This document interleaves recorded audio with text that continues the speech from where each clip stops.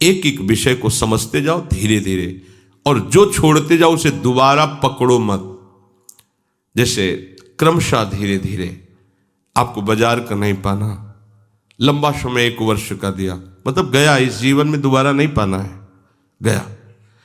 ये हम उन उपासकों को कह रहे हैं जिन्होंने भगवत प्राप्ति का दृढ़ निश्चय करना है या कर चुके हैं, जो सीधे लक्ष्य बना चुके हैं इसी जन्म में भगवत प्राप्ति।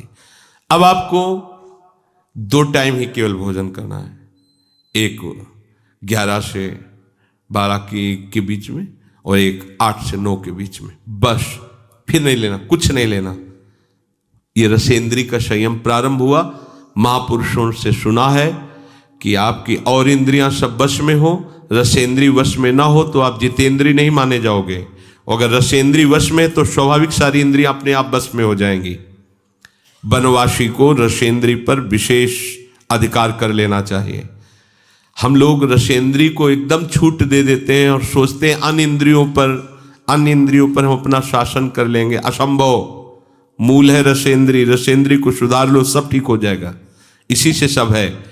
तो रसेंद्री सुधारने के लिए जैसे जैसे आपके कदम बढ़ रहे, जैसे जैसे महापुरुषों के द्वारा सिद्धांत हमारे सामने आते जा रहे, जो जो कदम बढ़ाते जाएं बिल्कुल आगे आप बढ़ाइए, पीछे मत हटाइए।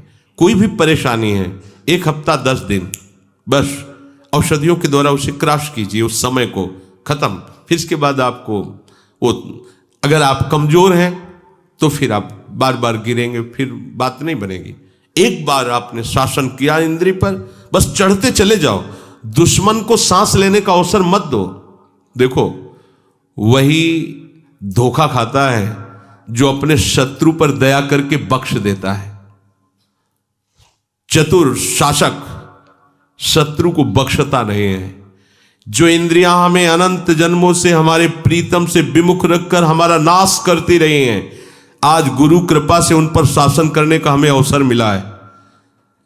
दुश्मन नीचे दब चुका है, आप ऊपर से उसको छोड़िएगा नहीं, आप चढ़े बैठे रहिए जब तक उसकी दम न निकल जाए, फिर बात हो जाए। उसकी दम निकल गई तो अब हमारी दम रहेगी।